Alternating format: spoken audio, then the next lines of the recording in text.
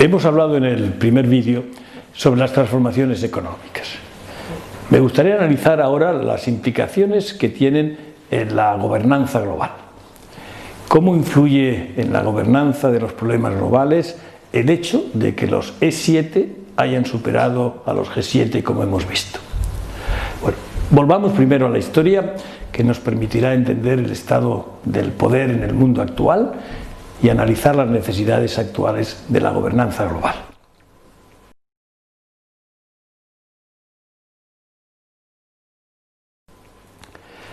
Después de la Segunda Guerra Mundial, como hemos visto en el primer vídeo, el continente europeo se encontraba en ruinas y fueron dos grandes potencias las que tomaron el timón: Estados Unidos y la Unión Soviética.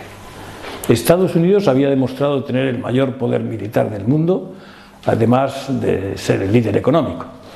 La Unión Soviética, por su parte, era otro ganador de la guerra y ofrecía un modelo socioeconómico y político radicalmente diferente. El mundo se encontraba, por tanto, en un momento bipolar. Durante la Guerra Fría, los diferentes países del mundo se unieron a un bloque o a otro. Y así siguió la historia durante casi medio siglo, es decir, tensión sin confrontación. A partir de los años 90 el mundo volvió a cambiar.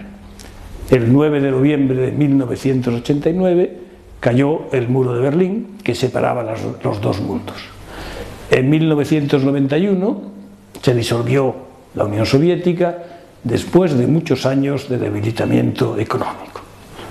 Estados Unidos quedó como poder único, dominante en términos militares y en términos económicos. El mundo se había vuelto unipolar. Esta es la historia. Pasamos de un mundo bipolar en los años 50 a uno unipolar en los años 90. Pero fijaos en lo rápido que cambia el mundo. Ahora ya estamos en otro escenario. Como vimos en el primer vídeo, los poderes tradicionales ya no están solos al mando, sino que los emergentes están creciendo y, como hemos visto, sobrepasando a los tradicionales. Nos encontramos en una nueva era, la era de la multipolaridad.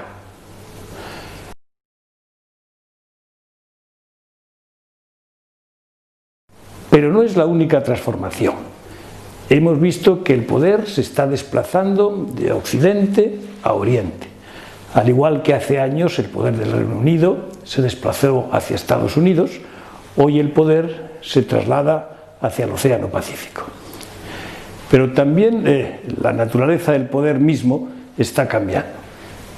Ya no solo los estados mandan en el mundo, sino que hay innumerables actores no estatales que han entrado en escena y están ganando poder. Sus acciones pueden tener un alcance global, para bien o para mal. Algunos de estos actores tienen fines benévolos, como las fundaciones, las ONGs, pensad por ejemplo en Médicos Sin Fronteras, que fue clave en la lucha contra la epidemia de ébola en 2014. Pero también hay actores no estatales con fines nocivos. Y aquí nos referimos al crimen organizado, los cárteles de la droga, los grupos terroristas, como puede ser Al-Qaeda o el propio Estado Islámico, de los que hablaremos más adelante en el curso.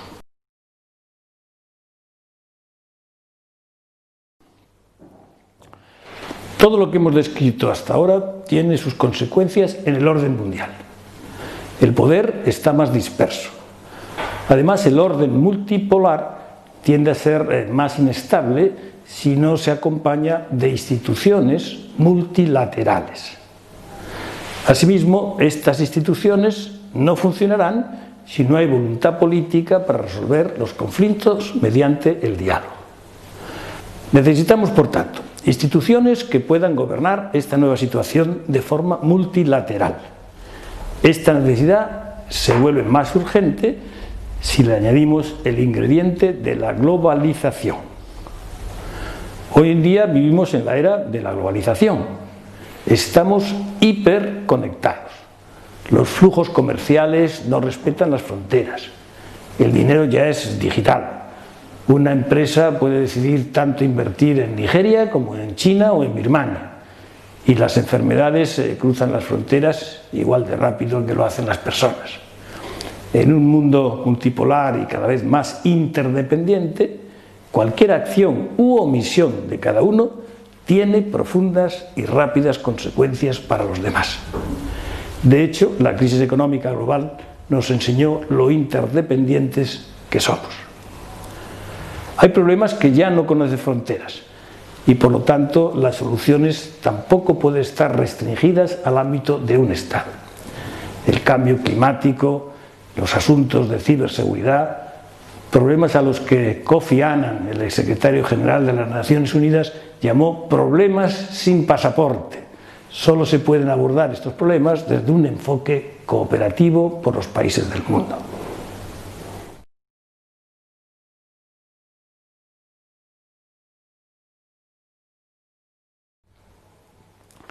Vamos a fijarnos en el panorama de la gobernanza actual. Al fin de la Segunda Guerra Mundial se crearon algunas instituciones fundamentales para tratar problemas globales, ya fuera en el ámbito político como en el económico o el del desarrollo. Así, por ejemplo, las Naciones Unidas, el Fondo Monetario Internacional y el Banco Mundial. Pero ¿qué peso tiene cada uno de los países dentro de estas instituciones? Ese peso está determinado fundamentalmente por el resultado de la Segunda Guerra Mundial. Un pequeño ejemplo basta para demostrar la situación. Hoy en día, China, con más de 1.000 millones de habitantes, tiene solo el doble de votos en el Fondo Monetario Internacional que el Estado de Bélgica, con sus 11 millones de habitantes. Como veis en el gráfico, la distribución de poder en el Fondo Monetario Internacional es muy dispar. A igualdad de Producto Interior Bruto, el porcentaje de votos de las economías avanzadas y las emergentes es muy diferente. Y al comparar por países del G7 con los BRICS, vemos que la diferencia es aún más llamativa.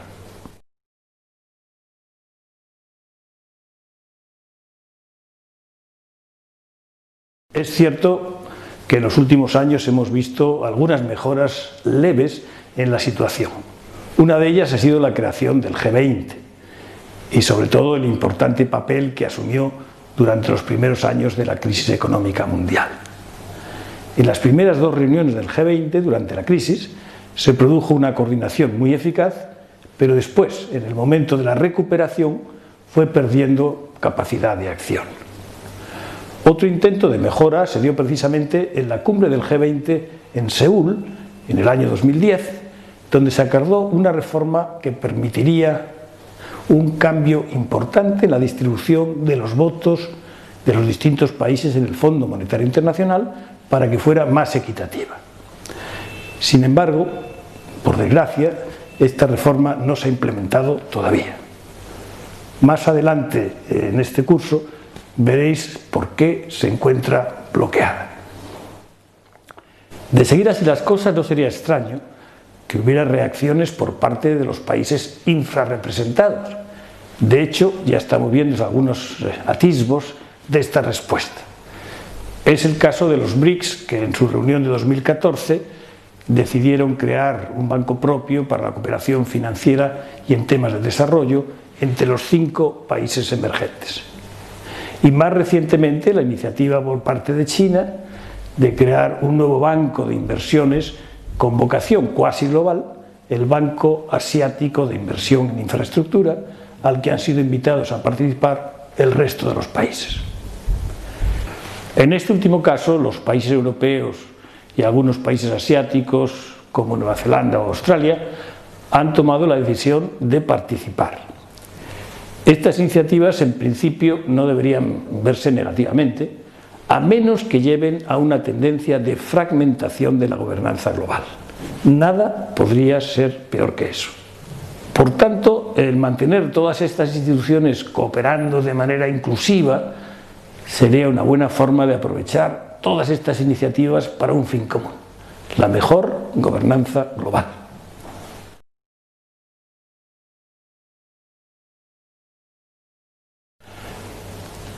Me gustaría concluir haciendo hincapié en una idea que ha atravesado todo este vídeo. El mundo en que vivimos, determinado por la globalización y por las transformaciones del poder, es cada vez más complejo. Sin un esfuerzo de todos los actores en conseguir instituciones representativas de gobernanza global, será muy difícil que podamos resolver el tipo de problemas globales a los que nos enfrentamos. Para que esta situación pueda ser real, es vital que los actores reconozcan las diferentes trayectorias históricas y culturales de los otros países, para así comprender mejor sus intereses.